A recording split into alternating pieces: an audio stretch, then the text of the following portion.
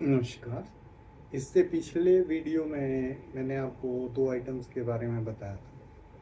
चीनी और नमक के बारे में बताया था। कोशिश ये रहे कि इनका जो यूज़ है वो ना के बराबर। मैंने उसमें आपको इनके सब्स्टिट्यूट भी बताए थे कि अगर आप चीनी लेना ही चाहते हैं, मीठा लेना ही चाहते हैं, आप शहद ले सकते हैं, आप स्टीविया ले सकते हैं, आप गुड़ ले सकते हैं, आप शक्कर ले सकते हैं। नमक का भी अल्टरनेट आपको बताया था, सेंधा नमक ले सकते हैं, काला नमक ले सकते हैं। तो उस क्रम को आगे बढ़ाते हुए तीसरी आइटम की ओर चलते हैं। जो एक सफ़ेद आइटम, तीसरी आइटम है, वो है मैदा। मैदे में फाइबर बिल्कुल भी नहीं होता। इसी वजह से वो हमारे जो है कई बीमारियों का कारण है। रोज़मर्रा ज़िंदगी में अगर हम ध्यान से देखें तब हमें महसूस होगा कि वाकई हम सोचते हैं कि हाँ, हम मैदा बहुत कम यूज़ करते हैं, लेकिन हम बहुत ज़्यादा मात्रा में मैदा यूज़ करते हैं। सुबह रूटीन में अगर हम चाय पीते हैं तो हम चाय के साथ 1-2 पीस रस्क का ले लेते हैं, या ब्रेड का ले लेते हैं, या बिस्किट का ले लेते हैं। तीनों चीज़ों में अगर देखा जाए तो किस चीज़ से बनी हुई है? तीनों चीज़ें मैदे से बनी हुई हैं। बहुत कम लोग हैं जो आज की तारीख में भी आटे के बिस्किट का सेवन करते हैं, यूज़ करते हैं। पुराने टाइम में तो एक लिमिटेड सी कैटेगरी थी, उसी में आटे के बिस्किट आते थे, उसी में मीठे बिस्किट आते थे, उसी में नमकीन बिस्किट आते थे। आज तो आप मार्केट में जाओ, वैरायटी इतनी ज़्यादा हो गई है कि आपको यही नहीं समझ आएगा मैं कौन सा लूँ, कौन सा ना लूँ। ठीक है। फिर खाने में मैदा, आप चीज़ चिल्ली बना ली, हनी चिल्ली कॉलीफ्लावर ले लिया, इवन आप तंदूरी रोटी ले लो, नान ले लो, बटर नान ले लो, लच्छा पराठा ले लो, भटूरे ले लो। किस चीज़ के बने हैं? कोई भी चाइनीज़ फूड ले लो, वो सब जो है मैदे के बने हुए हैं। और उसके बाद अब क्या रह गया? मैदा जो है, इसका अब हम सोचते हैं कि नहीं, इसका अल्टरनेट क्या हो? अब फाइबर का यूज़ करना पड़ेगा। पहले क्या करते थे? आपने देखा होगा, पहले गेहूँ घर में ले लेते थे, वही पिसवाते थे, 15 दिन का गेहूँ पिसवाते थे, क्योंकि वो ख़राब हो जाता था। 16वें दिन या 17वें दिन वो ख़राब हो जाता था, उसमें कीड़े पड़ जाते थे, क्योंकि उसमें कोई प्रिजर्वेटिव नहीं मिला होता था। तो ये वजह थी। लेकिन आज की डेट में आप अगर मार्केट से जाओगे, कोई भी आटा लेके आओगे, तो वो आपको जो है 6 महीने तक यूज़ करने के लिए देंगे। गेहूँ तो वही है, गेहूँ पीसने का तरीका भी वही है, लेकिन इसमें ऐसा क्या मिला है कि जिससे इसकी एज 15 दिन से डायरेक्ट 6 महीने तक होती है? वही है प्रिजर्वेटिव। आज की डेट में जब कोई पेशेंट डॉक्टर के पास जाता है या वैद्याचार्य के पास जाता है, तो आयुर्वेद डॉक्टर के पास जाता है, तो वो बोलते हैं आप जो है मल्टीग्रेन आटा खाओ। मल्टीग्रेन आटा क्या है?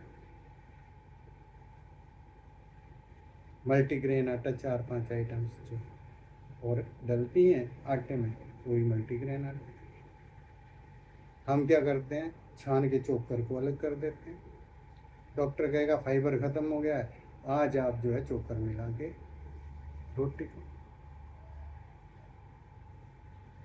तो डायरेक्ट इनडायरेक्ट वे में हम सोचते हैं ना कि नहीं यार, मैं तो मैदा तो मैं कहीं भी नहीं यूज़ करता। लेकिन अगर ध्यान से देखेंगे तो ब्रेड से शुरुआत से ही तो मैदा हो गया। बिस्किट तक मैदा है, ब्रेड में मैदा है, रस्क में मैदा है। कुछ आइटम्स ऐसी हैं जिनकी क्वांटिटी बढ़ाने के लिए भी मैदे का यूज़ किया जाता है। आप पिज़्ज़ा ले लो, बर्गर ले लो, कोई भी आइटम ले लो, वेस्टर्न फूड ले लो, जो भी है, चाइनीज़ आप आइटम ले लो, आप मोमो ले लो, नूडल्स ले लो, कुछ भी ले लो, चाउमीन ले लो, सब में है क्या? मैदा। लेकिन जब हम बात करने के लिए बैठेंगे कि भैया नहीं, मैदा तो मैं नहीं खाता, बिल्कुल भी नहीं खाता, मैं यूज़ ही नहीं करता। क्यों? क्योंकि आपको लगा कि यार मैं तो बटर नान खाए महीना हो गया है, मैंने तो बटर नान नहीं, लेकिन बिस्किट तो खाया होगा। तो अब करना क्या है? एक तो हमें मल्टीग्रेन आटे का यूज़ करने की कोशिश करना चाहिए। कई लोग सोचते हैं, मैं भी स्टार्टिंग में मेरे को प्रॉब्लम आई, मल्टीग्रेन आटा खाने में तो टेस्टी होता है, ठीक है, लेकिन अगर उसको आधे घंटे या 1 घंटे या 2 घंटे बाद गर्म करके खाया जाए तो वो खाना मुश्किल है। तो आपकी कोशिश ये रहनी चाहिए कि जैसे ही वो तैयार हो आप खाना खा लो, ठीक है। अब फोर्थ आइटम में आएगा आपका white rice. Rice direct indirect sugar बढ़ा। हमें क्या चाहिए? अगर हम आज की डेट में मार्केट में जाएंगे तो क्या कहते हैं हम? बासमती चावल। तो बासमती चावल दिखा देते हैं कि भैया ये 60 का है, ये 80 का है, ये 90 का है, ये 100 का है, ये 200। अब हमें उसकी क्वालिटी से कोई मतलब नहीं है या उसकी प्रॉपर्टी से कोई मतलब नहीं है, हमें तो बस लंबा दाना चाहिए, एक एक दाना अलग चाहिए, उससे शरीर में फ़ायदा हो नुकसान हो वो सेकेंडरी। पीछे आपने अखबार में देखा होगा, शायद आर्टिकल पढ़े होंगे, प्लास्टिक के चावल भी आने शुरू हो गए हैं, सिर्फ वेट बढ़ाने के लिए। आपने सुना होगा नमक में, चीनी में प्लास्टिक के पार्टिकल आने शुरू। जब एक पर्टिकुलर टेम्परेचर पर उसको आप बॉयल करो तो वो तो पिघल जाएंगे, तो आपको तो महसूस भी नहीं होगा। और आपको पता है कि प्लास्टिक जो है बॉडी के लिए कितना नुकसानदायक है। आपको पता होगा कि इसमें कितने केमिकल, 3400 के करीब केमिकल हैं जो हमारे शरीर को नुकसान पहुँचाते हैं। लेकिन नहीं, वो कहते हैं ना कि हम नहीं सुधरेंगे।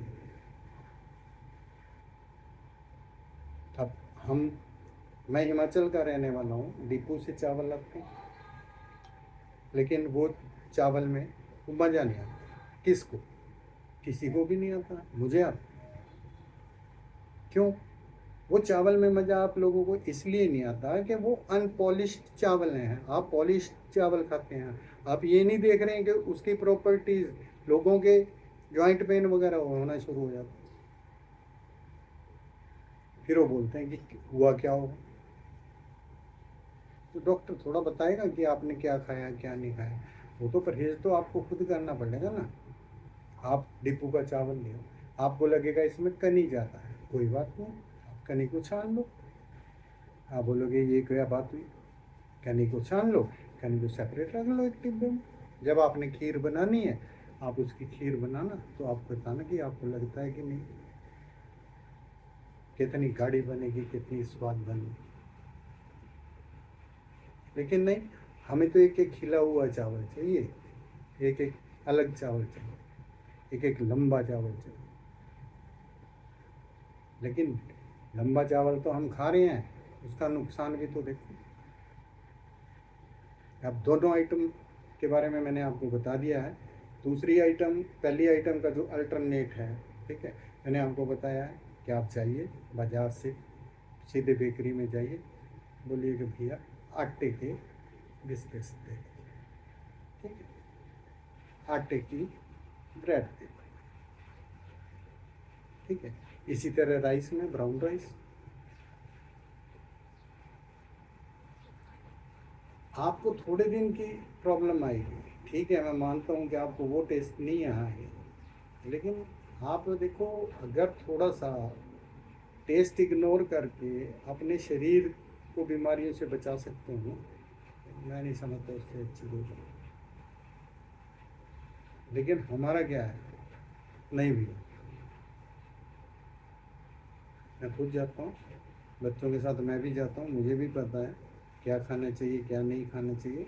ऐसा नहीं है कि मुझे नहीं पता, लेकिन मुझे भी पता है कि भैया मुझे तो येलो दाल खानी है, तवा रोटी खानी है, ठीक है, चावल खाने। लेकिन वही है ना कि हम जरूरी तो नहीं है ना कि भाई लच्छा परोठा ही खाना, नान ही खाने हैं, बटर नान ही खाने हैं, तंदूरी रोटी ही खानी है।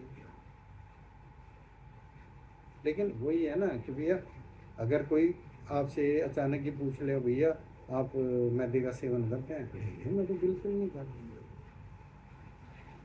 एक्चुअल में थोड़ा पता है कि नहीं, डायरेक्ट इनडायरेक्ट ये हो रहा है और हमें इसको कोशिश करके इग्नोर करना पड़ेगा। अब रही बात जो मैंने आपको नमक चीनी की बताई थी, उसमें प्लास्टिक के पार्टिकल्स आते हैं, बहुत बारीक कण होते हैं, एक पर्टिकुलर टेम्परेचर पे जाके वो पिघल जाते हैं। अब हमने मान लो चाय बनाई, हमने चाय में चीनी डाल दी, ठीक है, तो वो क्या हुआ, वो प्लास्टिक पार्टिकल्स जो चाय में चले गए। अब हमने उसको जब चाय खोलना शुरू करेगी वो पिघलने शुरू कर देंगे। हमने गरम गरम चाय पी ली, ठीक है, हमने उसको छान भी लिया, वो छन भी जाएगा, क्यों, वो लिक्विड कंडीशन में आ गया ना, वो चाय में मिल गया ना। नुकसान कहाँ होगा जाके, वो जब शरीर के अंदर चला जाएगा, वो ठंडा हो, फिर वो नुकसान देने से। तो आपकी मेन कोशिश यही रहनी चाहिए कि ये जो दो प्रोडक्ट्स हैं, पूरी कोशिश रखो, या तो इनको इग्नोर करो, किसी कारणवश लगता है इग्नोर नहीं हो सकता 100%, तो ठीक है 10 to 20% कंज्यूम करो, जहर जितना कम लोगे उतना ही सेहत के लिए अच्छा है। धन्यवाद।